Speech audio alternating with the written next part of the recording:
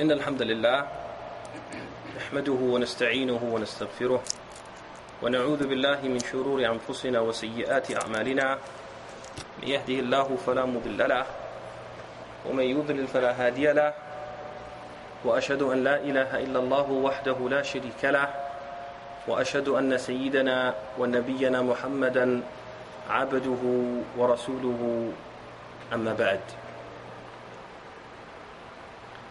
طيب. Suppose there was a person who he didn't know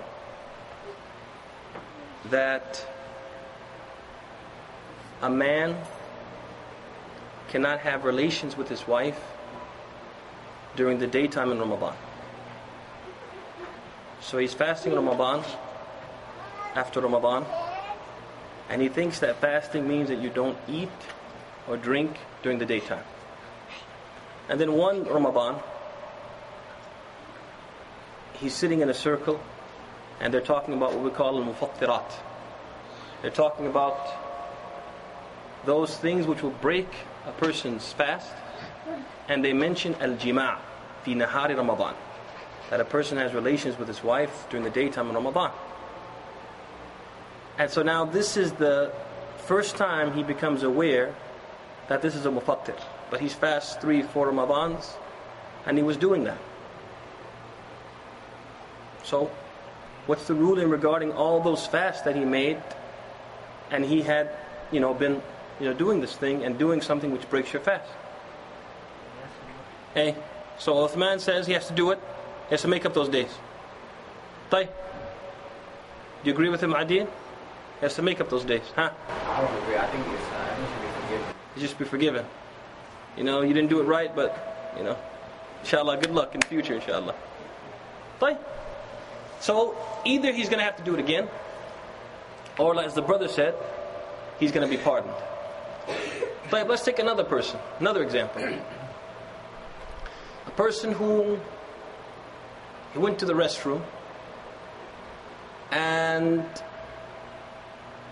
he got some urine on his garment.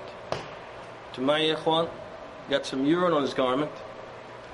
And he realizes that in this spot of my garment, there's urine. I have to wash this before I pray. But after he makes his sinjah and everything, he gets preoccupied with something else, and he forgets.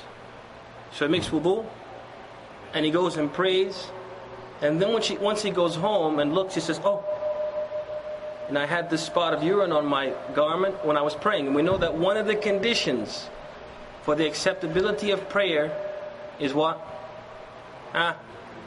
The purification of what? Al-badan, was-thawb, wal-makan, right? So your body has to be pure, your garment has to be pure, and the place that you pray has to be pure. So now what about this person's prayer? Has to make it again, they say. What about the brother in the back? Does he have to make it again or forgiven? No, it's okay. Don't stay on your madhab. Yeah, this one he has to do it over. طيب يا إخوان, do these things happen? Yes, sir. So, let me ask you a question. Do you think that Islam has left us without rules and regulations for these situations? No, because you see, Islam is a religion of what?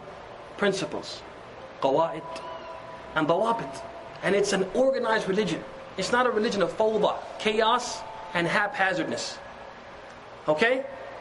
And all a person has to do if he wants to know right from wrong in these different situations is study those what? Principles. And if he studies those principles, whatever situation he's in, he'll be able to do what? Know the right thing and the right ruling. But if he doesn't know those principles, you'll find him what? Confused and uncertain what to do, and perhaps he will do what?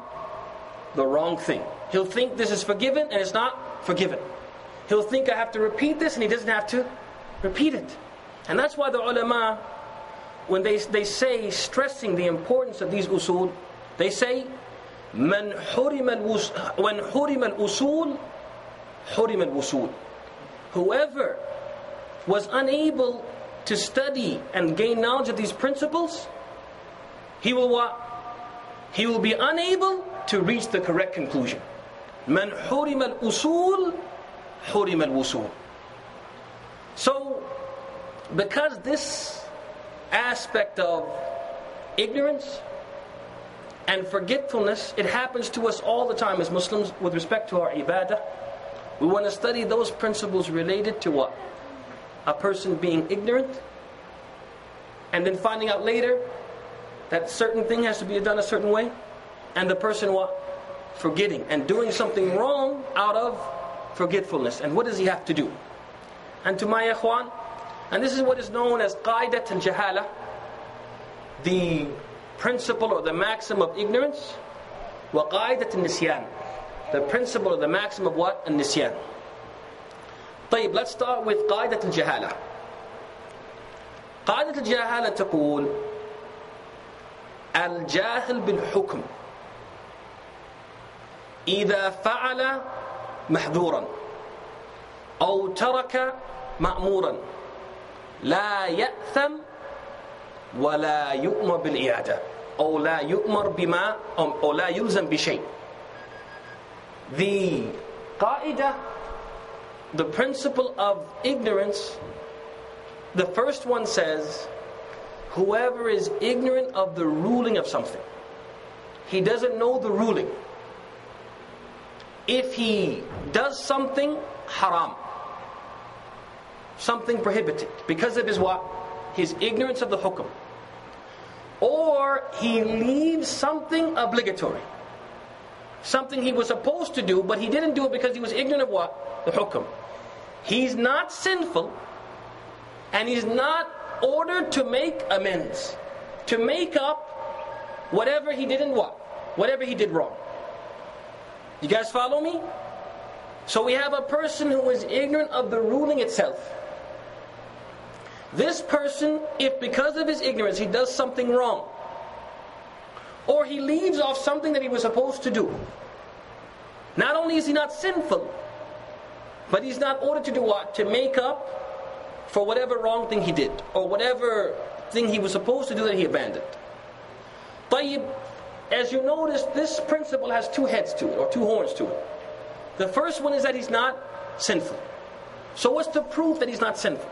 What's the proof that the person who's ignorant of the hukum will not be sinful? The proof is a statement of Allah subhanahu wa ta'ala, وَمَا كُنَّا مُعَذِّبِينَ حَتَّى نَبْعَثَ رَسُولًا. And we were not going to punish anyone until we sent a messenger. وَقَالَ تَعَالَى وَلِنْ يَتَّبَعْتَ أَهْوَاءَهُمْ مِنْ بَعْدِ مَا جَاءَكَ مِنَ الْعِلْمِ إِنَّكَ إِذًا لَمِنَ الظَّالِمِينَ. And if you followed their desires, you did something wrong, after the knowledge came to you, you would then be from the wrongdoers. Which means what? If you did it before the knowledge, you wouldn't be from the wrongdoers. Wadah ikhwan? So this is the proof that the person who does something wrong because he's ignorant of the ruling, he wouldn't be what? He wouldn't be sinful. La ya'tha. طيب. Then after that we said, if he did something prohibited, he wouldn't be ordered to do what? To make amends. What's the proof that the person who doesn't know the ruling of something, if he does something prohibited, he won't be ordered to what? To make amends or to make up for the error that he committed? The proof is the hadith collected by Muslim on the authority of Muawiyah ibn Hakam, who he heard a man sneeze in the salat. He's praying with the other companions behind the Prophet, Salat al-Jama'ah. And he hears a man sneeze. And the man said,